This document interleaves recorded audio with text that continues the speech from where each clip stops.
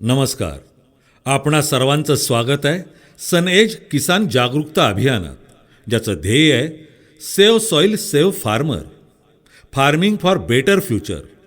जमिनीशी शेतकऱ्यांचं घट्ट नातं आहे. आपण तिला आई मानतो. आपल्या पूर्वजांपासून ते आत्तापर्यंत तिनं आपल्या पोटाची भूक भागवली आहे, आपली काळजी घेतली आहे.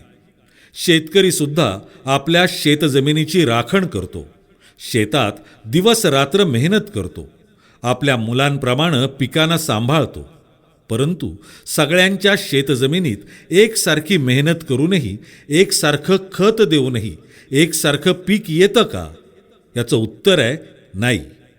एकसारखं पीक येत नाही, कारण प्रत्येक ठिकाणची शेतजमीन वेगळी आहे. म्हणजेच सर्व काही जसं बीज, खते, पाणी आणि मेहनत हे एक असून सुद्धा जर शेतजमीन वेगळी असेल तर पीक वेगळं येतं. म्हणजे एक गोष्ट तर पक्की आहे, पीक हे जास्त करून शेतजमिनीवर अवलंबून असतं. जमीन हलकी तर पीक हलकं, जमीन चांगली तर पीक चांगलं. जर जमिनीला आपण कसदार बनवली तर आपल्याला चांगले पीक घेण्यापासून कुणीही थांबवू शकतं का? मग जर शेतजमिनीला कसदार, ताकदवान बनवायचं असेल तर तिला समजून घेणं आवश्यक आहे. शेतजमिनीला बारकाईनं समजून घेण्यासाठी सनएजच्या शेतीतज्ञांनी तिचे 3 भागात विभाजन केलंय. पहिला भाग, जमिनीचे भौतिक गुण. जमीन दिसायला कशी आहे? लाल आहे, काळी आहे की सफेद आहे? जमिनीची पाणी धरून ठेवण्याची तसेच सोडण्याची क्षमता किती आहे? हे जमिनीचे भौतिक गुणधर्म आपण बदलू शकतो का? याचं उत्तर आहे नाही. पण याच भौतिक गुणधर्माच्या आधारे आपण आपल्या शेतामध्ये कोणतं पीक लावायचं हे ठरवू शकतो. आता दुसरा भाग, जमिनीचे रासायनिक गुण. भौतिक गुणांच्या आधारे आपण ठरवलं आपल्याला आपल्या शेतामध्ये गहू लावायचे. आता समजा गव्हाच्या पिकाला 40 किलो नायट्रोजनची गरज आहे, परंतु शेतजमिनीत 20 किलो नायट्रोजन उपलब्ध आहे. तर शेतकरी काय करेल? 20 किलो नायट्रोजन बाजारातून विकत आणून आपल्या शेतजमिनीमध्ये टाकेल. याचा अर्थ असा आहे की जी तत्व जसे की nitrogen, potassium, phosphorus, copper, zinc, boron, calcium इत्यादी सर्व तत्व जमिनीच्या रासायनिक भागामध्ये येतात. त्यावरच आजपर्यंत शेतकरी काम करत आलाय. आपल्या शेतात या तत्वांची कमतरता भरून काढण्यासाठी शेतकऱ्याकडे 2 पर्याय आहेत. पहिला तर शेतकरी रासायनिक खते किंवा बाजारात उपलब्ध असलेल्या उत्पादनांच्या माध्यमातून शेतीतील तत्वांची कमतरता भरून काढतो, किंवा शेणखत आणि कंपोस्ट खताच्या माध्यमातून जमिनीचा कस वाढवण्याचा प्रयत्न करतो. आता शेणखत आणि कंपोस्ट खत म्हणजे काय आहे? हे सर्व तत्वांचं भांडार आहे, जे या खतांच्या माध्यमातून पिकांना मिळतं. याचा अर्थ हा की आत्तापर्यंत शेतकरी किंवा जेवढ्या पण कंपन्या आहेत त्या या भागावर काम करत आल्या आहेत. तो म्हणजे दुसरा भाग, जमिनीचे रासायनिक गुण म्हणजेच किती तत्व उपलब्ध आहेत आणि पिकांची गरज किती आहे त्यानुसार तत्व कमी जास्त करणं. आता आपण बघूया की भौतिक गुण आणि रासायनिक गुण यांच्या व्यतिरिक्त तिसरा भाग काय आहे आणि आपल्याला तो जरुरी आहे का? आणि हो, यानंतरच त्यावर काम करायचं का नाही ते पण आपण ठरवूया. तिसरा भाग, शेतजमिनीचे जैविक गुण. जेवढे पण जीवाणू आहेत ते जमिनीच्या जैविक भागामध्ये येतात. आता हे जीवाणू आपल्यासाठी गरजेचे आहेत का? हे माहिती करून घेण्यासाठी आपण काय करू शकतो? आपण आपल्या शेतातील माती घेऊ आणि तिचे 2 भाग करू. त्यातील एक भाग 160 डिग्री सेल्सिअस ते 500 डिग्री सेल्सिअस तापमानात गरम करू. ती थंड झाल्यानंतर दोनही भागात आपण बीज जर पेरलं तर गरम केलेल्या भागात ते बीज कधीच नाही उगवणार. असं का? कारण 160 डिग्री सेल्सिअस तापमानात जे पण जीवाणू त्या मातीत होते ते सारे संपून गेले. याचाच अर्थ असा, बी उगवण्यासाठी जीवाणूंची गरज असते. हे एक काम झालं. आता दुसरं बघा, आपण शेतकरी जेव्हा जमिनीत खत टाकतो त्यावेळी असं करतो का की पिकाच्या आजूबाजूची माती कोरून त्याची मुळे बघून खत टाकतो का? नाही. आपण काय करतो, सर्रासपणे खत शेतात फेकून येतो. आता खत तर मुळांच्या जवळ नाही पडत, ते कुठेही पडलेलं असतं. तरी पण जर 2-4 दिवसानंतर आपण पाहिलं तर पिकांमध्ये बदल झालेला दिसून येतो. याचाच अर्थ ते टाकलेलं खत पिकाला लागू पडलं, म्हणजेच खत आणि पीक यामध्ये काहीतरी हालचाल झाली आहे. मग काय झालं? खत चालून पिकाकडं गेलं की मुळ्या बाहेर येऊन खत खाऊन परत आत गेल्या? नाही, असं काहीही नाही झालं. या सर्व कामांमध्ये सर्वात महत्त्वाचं काम जीवाणूंचं असतं.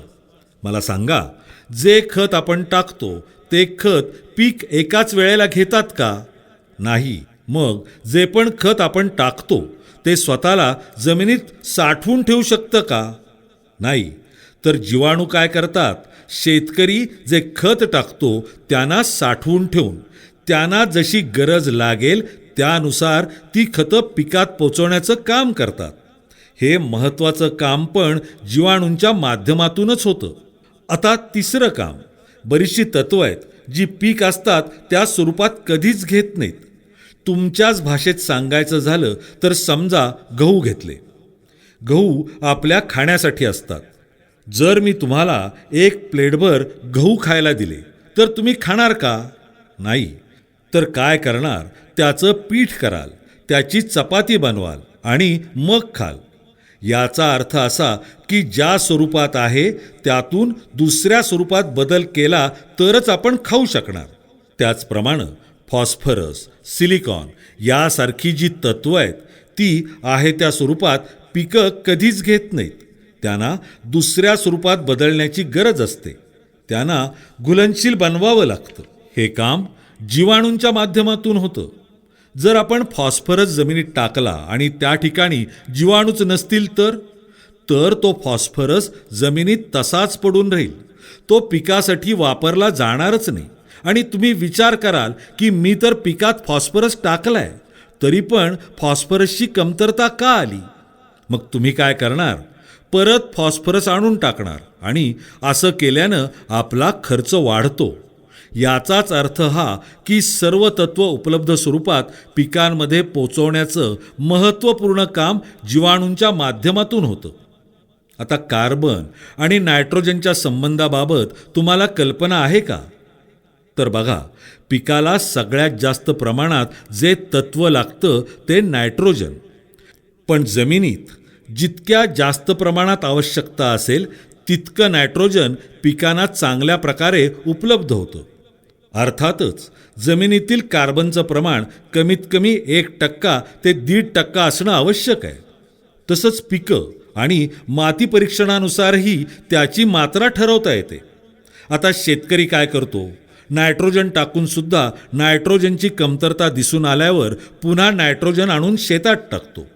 खरं तर शेतात कार्बनच्या कमतरतेमुळं पिकात नायट्रोजनची कमतरता आली आहे.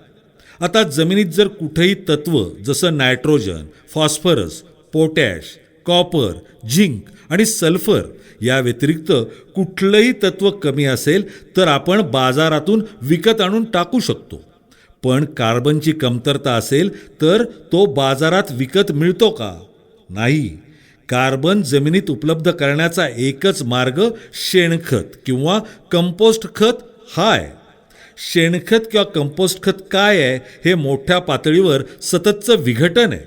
जेव्हा शेतकरी हे सगळं शेतात टाकतो मग जीवाणू त्यावर प्रक्रिया करून या खताचा सूक्ष्म पातळीवर विघटन करून त्याच्या आतमध्ये जी तत्त्व असतात ती काढून पिकांपर्यंत पोचल्यानंतर जो भाग उरतो तो कार्बन असतो.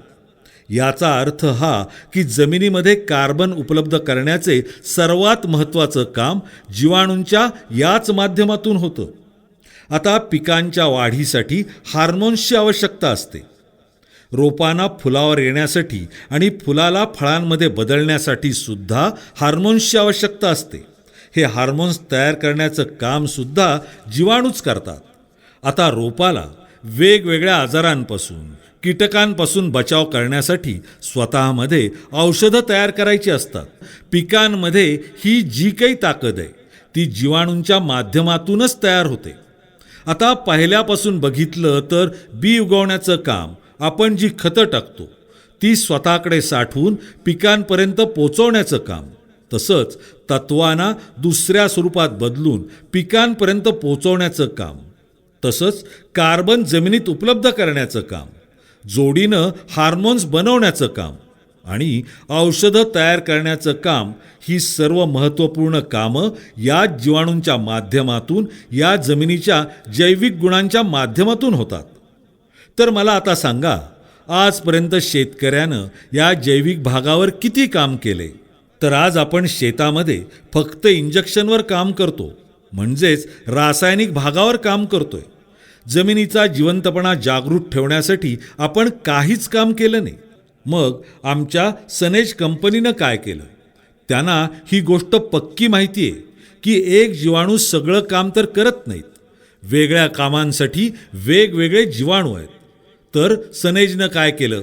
जमिनीत फायदा करणारे जेवढे पण जीवाणू असतात ते सर्व जीवाणू शोधून काढले आणि त्या जीवाणूंची संख्या जमिनीत कशी वाढवता येईल, तसंच त्यांना काम करण्यासाठीचं वातावरण कसं तयार करता येईल यावर प्रयोगशाळेत संशोधन करून सॉइल केअर, सनगार्ड, सन मॅजिक, सनस्टिक, सनबूस्ट हे तंत्रज्ञान विकसित केलं. हे तंत्रज्ञान आपण आपल्या शेतीमध्ये वापरलं तर कसदार पीक यायला मदत होते, तसंच जमिनीतील जीवाणूंची संख्या करोडोंच्या पटीनं वाढत जाते. तसंच त्यांना काम करण्यासाठीचं पूरक वातावरण तयार होतं. त्यामुळं तुमच्या त्या जमिनीची ताकद वाढते आणि जमिनीमध्ये जीवाणूंच्या माध्यमातून होणारी सर्व कामं वेगानं सुरू होतात. माझ्या अनुभवानुसार ते पीक तुमच्या संपूर्ण भागात नंबर 1चं पीक असेल. तसंच तुमच्या जमिनीची उत्पादन क्षमता सुद्धा वाढेल. मी शेतकऱ्याला एक गोष्ट नेहमी सांगतो की पहा, तुमचं अर्ध आयुष्य गेलं कोणतं खत चांगलं आहे, कोणतं बी चांगलं आहे हे शोधण्यात, आणि आज पण तुम्ही तेच शोधत आहात. पण काही महिने जर तुम्ही आम्ही सांगतो तसं केलं तर माझा दावा आहे की त्यानंतर तुमचा शोध संपेल. आम्ही तुम्हाला पूर्ण शेतात नाही टाकायला सांगत, तुम्हाला जेवढं वाटेल तेवढंच टाका. आणि बघा, जर तुमच्या जमिनीत बदल झाला तर तुम्हाला दुसऱ्याच्या विश्वासाची गरज नाही. हे घेऊन तुमचं संपूर्ण शेत, संपूर्ण जीवन कसं चांगल्या प्रकारे समृद्ध करता येईल ते तुम्ही ठरवू शकता. कारण जगात काय होतंय यापेक्षा आपल्या शेतात काय होतंय ते जास्त महत्त्वाचं आणि गरजेचं आहे. आमचे जे कोणी सनेज सहकारी तुमच्याकडे येतात त्यांच्याकडून पिकानुसार आमची सनेज टेक्नॉलॉजी कोणत्या प्रकारे वापरायची याची पूर्ण माहिती तुम्ही घेऊ शकता. आमच्या या कार्यक्रमाला आपण लक्षपूर्वक उपस्थित राहिल्याबद्दल, आपला वेळ दिल्याबद्दल सर्व शेतकरी बंधूंना सनेजकडून खूप खूप धन्यवाद.